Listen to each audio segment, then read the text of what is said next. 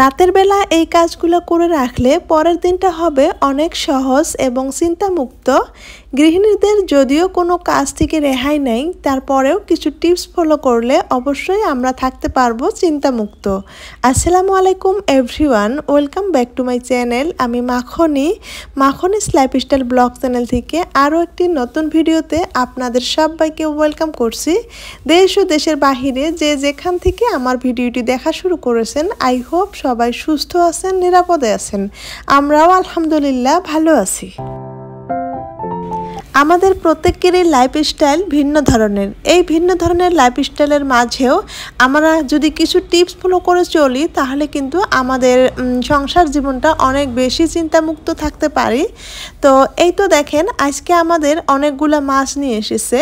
আপনাদেরকে এইটা tips number 1 হিসাবে আমি আপনাদের সাথে শেয়ার করছি যে অনেকগুলো মাছ নিয়ে এসেছে।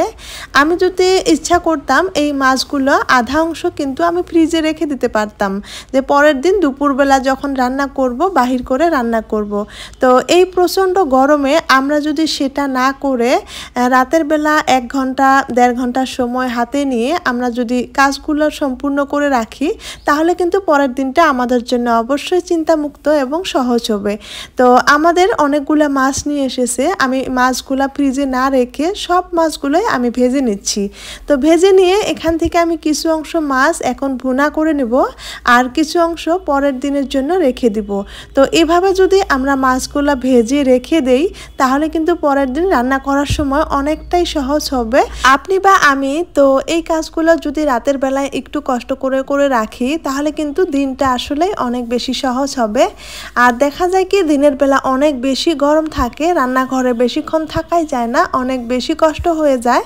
সেই সাথে যারা ছোট বাচ্চা নিয়ে স্কুলে যান, স্কুল থেকে নিয়ে আসেন, তাদের হাতে তো সময় একদমই নেই। এখন কিন্তু আমিও আর কি মাঝে মাঝে মেয়েকে নিয়ে স্কুলে যাই, তবে বিষয়টা আমি অনেক ভালো করে বুঝতে পেরেছি। তো রাতের বেলা যদি একটু কষ্ট করে এই দিনের কাজগুলো এগিয়ে রাখা যায়, তাহলে কিন্তু অনেকটাই সহজ হয়। অনেকেরই আছেন যে 1 সপ্তাহের বাজার একেবারে করে রাখেন, আবারও অনেকেই আছেন যে প্রত্যেকদিন বিকালবেলা বাজার করেন, আবারও অনেকেই আছেন প্রত্যেকদিন সকালবেলা বাজার করেন। আমাদের কিন্তু প্রত্যেকদিন বিকালবেলা বাজার করে, তো সেই কারণে আমি প্রত্যেক দিনই আর কি রাতে যা যা আনে সব কিছু কেটে বেছে সুন্দর করে রাখি। সেই সাথে যা যা রান্না করার মতো থাকে সব কিছু রান্না করে রাখার চেষ্টা করি। এতে করে দেখা যায় ছোট বাচ্চা নিয়ে দিনটা অনেক সহজ হয়। তো আপনারাও এই টিপসটা ফলো করার চেষ্টা করবেন, দেখবেন দিনটা অনেক সহজ হবে। এদিকে আমি ভেজে নেওয়া মাছগুলো কিছু অংশ ভুনা করে নিচ্ছি, আর কিছু অংশ রেখে দিলাম। তো পরের দিন কিছু দিয়ে হয়তো খুব সহজেই আর কি রান্না করে নিতে পারবো। মাছগুলোর ভিতরে অনেকগুলো ডিম ছিল, তো ডিমগুলো আমি সুন্দর করে পরিষ্কার করে নিয়েছি, রগগুলো বেছে নিয়েছি। নেওয়ার পর আমি সব ধরনের মশলা দিয়ে, সেই সাথে পেঁয়াজ মরিচ কেটে দিয়েছি, দিয়ে হাতে সুন্দর করে মাখিয়ে নিয়েছি, সেটা আপনাদের সাথে শেয়ার করেছি। আর তারপর দেখেন, এই তো মাছের ডিম দিয়ে আমি কিন্তু পিৎজা বানিয়ে নিয়েছি। মাছের ডিমের মধ্যে পিৎজার স্বাদ উপভোগ করছি। এভাবে একবার হলেও বানিয়ে খেয়ে দেখবেন, সত্যি এখান থেকে কিছুটা হলেও পিৎজার স্বাদ পাওয়া যায়। তো অনেক বেশি সুন্দর হয়েছিল, তো খেতে অনেক বেশি মজা লেগেছে। তারপর মাছ ভুনা হয়ে গিয়েছে, আর এই তো আমার মাছের ডিমের পিৎজার স্বাদ এখান থেকে উপভোগ করেছি, একটা খেয়ে ফেলেছি। আর এই যে কিছু অংশ ভাজা মাছ রেখে দিয়েছি। আমাদের এই রাতে যা যা নিয়ে এসেছিল আমি সব কিছু রান্না করে নিয়েছি, এতে করে আমার দিনটা হবে অনেক সহজ। এভাবে যদি আপনি বা আমি রাতে কিছু কাজ এগিয়ে রাখি, অবশ্যই দিনটা হবে অনেক সহজ। তো রান্না শেষ করে তারপর আমি অনেকগুলো রুটি বানিয়ে নিয়েছি।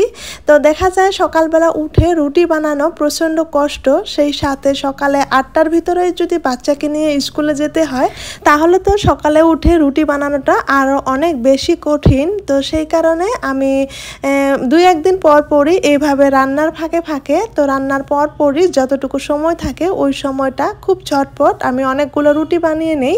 এতে করে দেখা যায় 3-4 দিন অনায়াসে চলে যায়, আর 3-4 দিন রুটি বানাতে হয় না।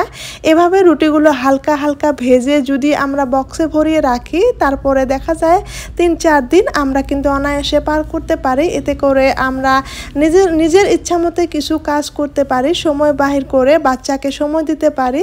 একদিন কষ্ট করে যদি 3 দিন বা 4 দিন বাচ্চাকে সময় দিতে পারি অথবা নিজের পছন্দের কোনো কাজ করতে পারি, এতে করে কিন্তু অনেকটাই আমার জন্য মনে হয় ভালো।